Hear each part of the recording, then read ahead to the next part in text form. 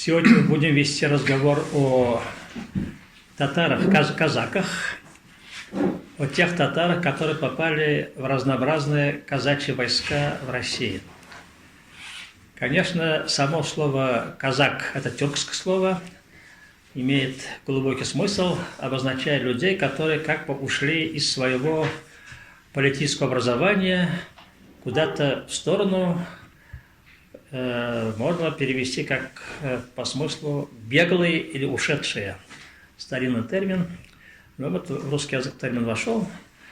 И если мы обратимся к татарской части казаков, то надо сначала сказать, что татары сразу после присоединения к московскому государству оказались среди служилого населения, и они, как служилой группой, участвовали во многих военных походах. Причем татары оказались несколько в разных положениях. Скажем, мы хорошо знаем участие татар в боевых действиях на стороне русских войск при походах в Ливонию. Тут поволжские татары участвовали. Но некоторые татары участвовали и в других походах. Скажем, я нашел документ о том, что арские князья участвовали в завоевании Сибирского ханства. И потом некоторые группы оказались там, где сейчас вот Шадринск. Возникла там особая группа ишкинских татар. Они тоже были служилыми. И потом вошли в казачье войско. А вот значительная группа татар, которые были в Западной Сибири, они продолжительное время были частью сибирских казаков. И там фактически они этот статус потеряли только в 1830-х годах во время реформы Спиранского.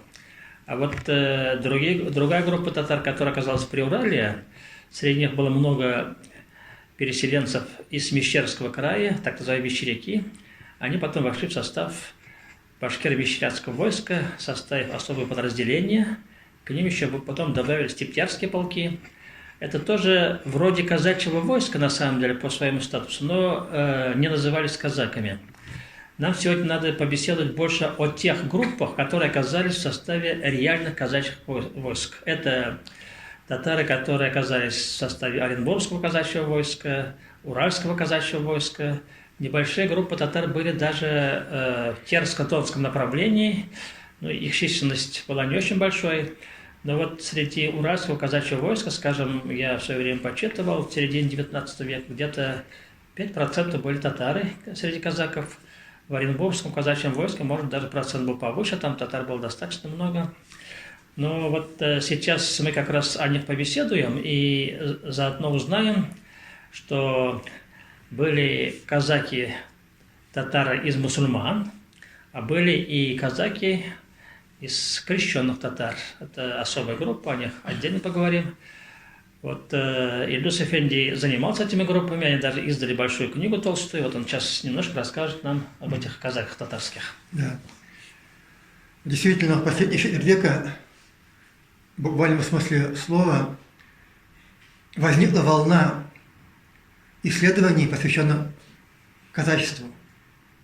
И сегодня имеются фундаментальные труды по каждому казачьему войску. Это следует признать большим достижением российской историографии. И вот сегодня, мне кажется, наступил новый этап, связанный с необходимостью обобщения казачества как явления в социальной страте российского государства и как явление, которое сыграло важную роль в укреплении российской государственности в целом. И в этом отношении вот казанские историки вместе с московскими коллегами и украинскими коллегами сделали первый шаг в этом направлении, издав такое издание «Казачество в тюркском и славянском мирах», где рассматривается эволюция казачества, начиная от морских союзов в средние века, ситуации в Московском государстве, в Крымском ханстве, Запорожской сечи, Российской империи. И вторая большая проблема, о которой сегодня нужно сказать, это необходимость изучения советского периода, когда казаки стали врагами советской власти, и произошла ликвидация казачества как класса. Это трагическая страница истории казачества. Без изучения этого говорить об завершении, о комплексном изучении этого явления невозможно. И сегодня в общественном мнении сформировалась точка зрения, что казачество – это чисто православно-русское явление, что совсем не соответствует действительности. Нужно сказать, что поскольку казаки формировались и расселялись и выполняли свои воинские обязанности на окраине, они контактировали с тюркскими и другими нерусскими этническими группами. Более того, эти группы входили в состав этих войск, и нужно сказать, что их численность действительно была небольшой, однако в инокультурном окружении, мы говорим «мал золотых да дорог», вот это фактор наличия мусульман в составе Оренбургского войска, она сыграла, безусловно, огромную положительную роль в том плане, что на примере мусульман имелась возможность демонстрировать всему окружению приграничной территории толерантное отношение власти к мусульманам. И действительно, в этом отношении и в этом плане взаимодействие различных этнических групп, конфессиональных групп было образцово-показательным. Я вам приведу такой пример, что, например, в Среднем Поволжье строительство мечети в селении, где функционировала церковь, практически было невозможно. Даже после Первой русской революции. А Оренбургском казачьем войске это было обычным делом. И местное оренбургское начальство с пониманием относилось к этим вопросам и шло навстречу, и решало эти вопросы очень успешно. Вот это интересный феномен, конечно. И я могу сказать, что фактически татары-казаки, они действительно расселялись по линиям пограничным, и мы видим татар-казаков, начиная где-то от нашего Белярска, где Мощинская слобода была, от Алексеевска, и они вот потом в направлении Бузулука, Оренбурга, так цепочка селений там казачьих образовались. И когда татары освоили огромную территорию Оренбургского уезда в XVIII веке, в начале XVIII века, в первых десятилетиях, они там вот частично как раз вошли в состав казаков и были расселены по многим крепостям, редутам, станицам. И некоторые группы, правда, остались в глубине. Вот в свое время линия проходила и в районе Мензелинска. Там существовала Нагайбакская крепость, о населении которого мы потом поговорим. Но некоторые вот оттуда тоже выселились, когда границы отодвигались. И вообще вот это оренбургские казаки, они были подвижной группой. По мере продвижения на восток и на юг границы, они сдвигались совместно с границей. И потом, в конце концов, оренбургским казакам создали сплошную территорию. И во время создания сплошной территории ряд татарских селений, это ясачные крестьяне, служилые татары, мишарские селения, они оказались на территории казачьего войска и были приписаны к казакам. Это вот интересный феномен, то есть вот мусульманский фактор и таким образом усиливался. Потом надо сказать, что были весьма экзотические группы. Вот про одну я вспомню сейчас. Я как-то, работая с материалами по Казанской губернии, обнаружил недалеко от Казани, это 1740-е годы, интересную информацию о том, что там жили кундравинские и султанаурские нагайцы. Я поразился еще, каким образом они там оказались. Оказывается, властями были туда переселены. Некоторое время там пожили, им там не понравилось, и они попросили, чтобы их переселили дальше, в сторону Оренбурга. И вот эта группа там, туда была переселена, и они там образовали несколько селений, но они там, оказавшись в казачьей среде, будучи мусульманами, конечно, контактировали с татарами-мусульманами, и в итоге фактически забыли свое нагайское происхождение. Сейчас они там выглядят как нормальные местные татары оренбургские. Но вот нагайский компонент тоже входил в состав. Потом даже если вот мы смотрим уральских казаков, то среди уральских казаков тоже есть легенды. Они образовались, видимо, довольно достаточно давно, ведь яицкое казачество, оно уже в 16 веке возникло фактически. Да. И, может быть, изначально там тюрки среди них могли быть. Похоже, что из нагайцев, потому что в легендах вот уральских казаков, мусульман, есть данные о том, что они вышли из Кубани, из Крыма даже. Это, скорее всего, нагайского происхождения. Но они там образовывали довольно большое число селений. Я помню, что вот уральское казачье войско там включало в свой состав до 15 татарских селений. Угу. Это были мусульманские селения. И потом вот некоторые из них стали жить уже в самом Уральске. Так что Габдулла Тукай, когда в Уральске был, там как раз были представители и татарско-казачьих семей, мусульман. Вот компактная такая достаточно большая группа. Вот так что татары были и в Оренбургском казачьем войске, и в Уральском казачьем войске, и, конечно, они сохраняли свой быт. Вот вы в книге описываете там разные стороны их жизни. Они были и в Астраханском войске, правда, их количество было небольшим, а в целом вот историк выделяет две группы казачьих войск: историческое казачье войско, Донское и Уральское, которое существовало в средние века и уже организован непосредственно правительством для решения локальных внешнеполитических задач. Как известно, начиная со второй половины 17 века уже началось сотрудничество с этими историческими казачьими сообществами, и при Петре I произошло подчинение их и дальнейшее использование для решения внешнеполитических задач. А вот Оренбургское казачье войско как раз относится к той группе, которая была образована правительством, причем некоторые казачьи войска просто через некоторое время упразднялись или перемещали в другое место. И вот такая мобильная группа, она выполняла огромную и важную роль в охране границы, потому что когда построили новую Закамскую линию, сначала туда расселили регулярные войска. Оказалось, что их содержать на такой длинной границе не выгодно, неэффективно. И тогда уже прагматическая политика привела к тому, что из тех локальных частей, которые существовали, уфимские казаки, самарские казаки, их укомплектовали, постепенно появилось Оренбургское казачье войско. И вот мне хотелось еще отметить, что Уральское казачье войско, там значительное количество, 90% фактически состояло из раскольников и староверов. Это тоже, получается, в духовном отношении автономное такое сообщество. И на окраине это вполне признавалось, и они, поскольку выполняли свои функции, они нормально существовали. Мне хотелось отметить еще особенности этой социальной группы, чем привлекало казачество податное население. Прежде всего, они были освобождены от податной повинности, от рекрутской повинности, точнее, от подушной подати, не платили поземельный налог. На территории казачье войско торговля была также безналоговой.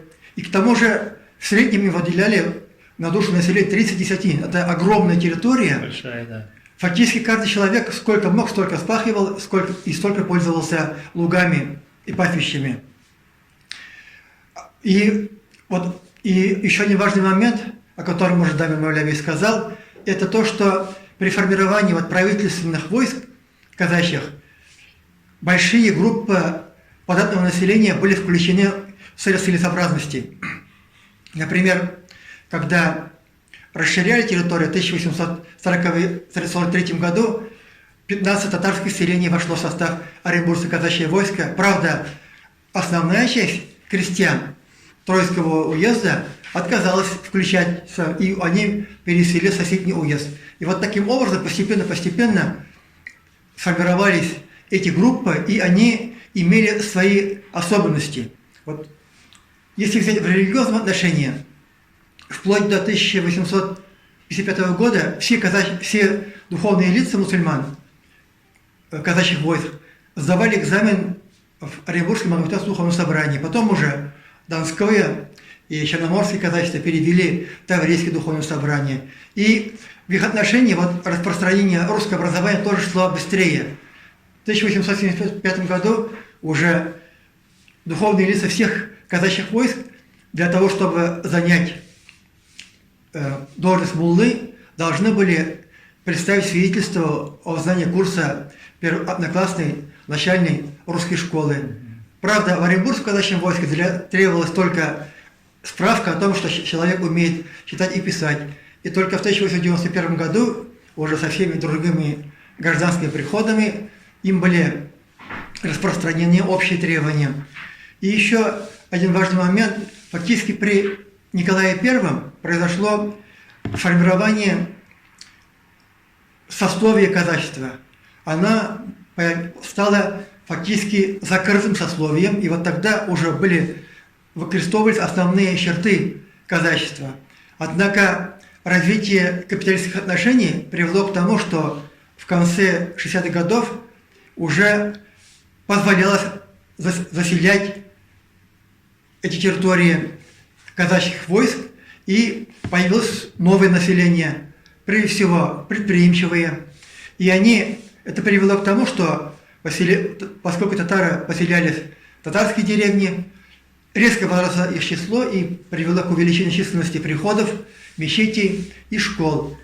И особенно в Уральском казачьем войске буквально в 70-е, первой половине 80-х годов почти на 50% увеличилось население. Аналогичная ситуация наблюдалась и во всех городах.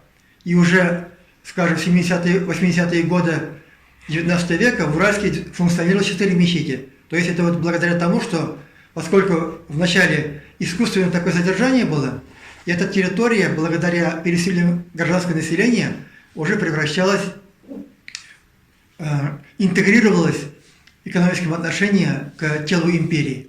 Вот среди уральских казаков были вообще татар весьма необычные занятия. Это не характерно для других групп. Я, как еще полевой этнограф, тоже помню, нам старики рассказывали, вот из бывших казаков, что они держали верблюдов и даже летом выходили на кочевки. И оказалось, действительно, они вот, видимо, из-за того, что происходили от нагайцев, у них оставался обычай летом покидать свои жилища, они уезжали кочевать, потом фактически зимой только зимовали в своих деревнях. Это, примерно такой же образ жизни вели, как мы знаем, некоторые нагайцы астраханские. Я думаю, что это оттуда идет. И вот эта определенная пестрота культурная, она, тем не менее, не мешала им сплачиваться в татарскую среду, потому что исламский фактор и вот сословная общность приводили к тому, что они внутренне интегрировались понемножечку, и особенно вот то, что проживали заметные группы в городах, по типу Уральск, где мечети существовали, общество возникло, городское сообщество влияло на сельскую периферию, это все равно стягивало татарские группы некоторые единые консолидационные процессы. Это вот очень важно. Я думаю, что аналогичные процессы происходили и среди других групп казачьих. Мы вот Сибирь сегодня затрагивать не будем, но мы знаем, что там тоже аналогичные процессы происходили, очень важные. Я думаю, что иногда бытует такая мифологическая сказка, особенно наши башкирские сородичи любят об этом говорить, что вот они там ходили большими походами, Наполеона громили. В этих войсках всегда были татары, потому что в казачьих войсках, как мы видели, были целый ряд мещерятских полков, тептярских полков, и оренбургские казаки отдельно свои подразделения имели, уральские казаки. Так что эти зарубежные походы большие, они были многоэтничными, там участвовали большие группы мусульман, и не только мусульман, и калмыки в этом участвовали в боевых походах. Мы знаем, что вот калмыки тоже существовали в этих войсках. Калмыцкие войска же были, ставропольские, которые было потом присоединены к Оренбургскому казачьему войску. Да. Поэтому я призываю к тому, чтобы не присваивать вот только конкретному этносу такие достижения. Это общее достижение российских войск, которые вот действовали согласно приказу из единого центра, как единое целое. И, конечно, вот сейчас, заканчивая этот сюжет, я хочу сказать, что у нас еще работа по написанию вот истории татар-казаков фактически только начинается, хотя вот вышла толстая книга, но тем не менее там очень много неизученных вопросов. Да. Мы должны в дальнейшем изучить процесс формирования каждого населенного пункта, откуда прибыли, каким образом они оказались в составе казаков, потому что там очень много интересной информации. Это же одновременно с формированием казаков шел процесс заселения юго-востока России. Вот по мере усиления такого влияния России на азиатскую часть, население тоже двигалось вслед за вот этими военными подразделениями. Сначала пограничная линия возникала, которая охранялась, и потом уже крестьянское расселение шло, и в итоге, вот, как мы видели, некоторые крестьяне оказывались и в составе казахов тоже. И потом я тоже вот призываю, у нас действительно советский обычай был такой, на казаков смотреть косо.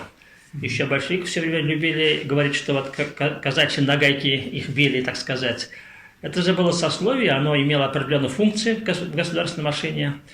Как у нас и сейчас такие подразделения имеются в стране, похожие, выполняющие полицейские функции. И казаки, конечно, как служилая группа, иногда выполняли полицейские функции не очень хорошие, да, тут приходится признать, потому что казачья плетка, она была опасным оружием. И из-за этого вот мы не должны как бы отрицать историю этой группы. Мы должны изучать, при изучении нашей национальной истории, эту группу тоже как составная часть нашей истории. И понимая, что служилая вот функция татар, она имеет очень глубокие корни. И в России, в том числе начиная с периода Московского царства и в Российской империи, эта функция татар не исчезла. Они все время находились среди войск, служили государству и укрепляли это государство, тем самым делая конкретный вклад в процветание российского государства. И потом вот мы же знаем и из истории современных войн, которые в 20 веке были, советские военачальники очень высоко отзывались о доблести татарских воинов. И вот эта сторона, характерная черта татар, она имеет вот в том числе корни и в казачьих войсках, где они привыкали служить и тренировались как военное подразделение. И я думаю, что татары играли очень важную роль длительное время в российских войсках. Мы вот сейчас об этом уже начали забывать. Скажем, в 16, начале 17 веков татарские конные части могли составлять от 7 до 10% русских войск. Это была существенная сила, и поэтому мы об этом не должны забывать. Вот для справки хотел бы сказать, Дармаль Абиевич, в 1855 году военное министерство провело учет населения и мусульман, которые служили в войсках. И вот получается, это около 19 тысяч человек, из них 1/3 локализовалась в Оренбургском, 1/3 в Сибирском и четверть войск татар-казаков, мусульман я имею в виду, уже в Уральском казачьем войске.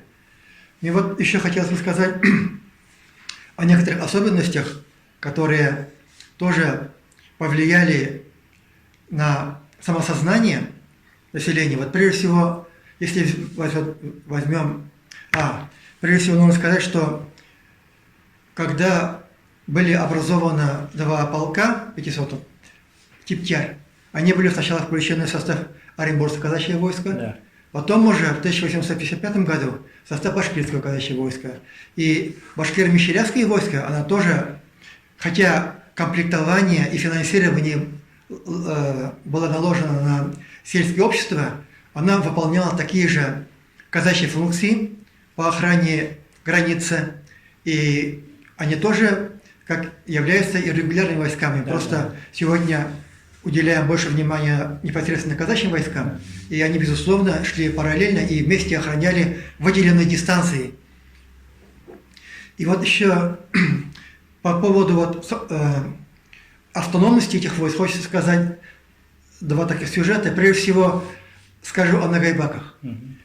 Вот когда по системе Ильменская была разработана христианское просвещение по линии школьного образования, казанским структурам было передано формирование сети школ. А в конце 60-х годов в Оренбургском казачьем войске началась кампания по открытию начальных школ, то есть казачьих начальных школ.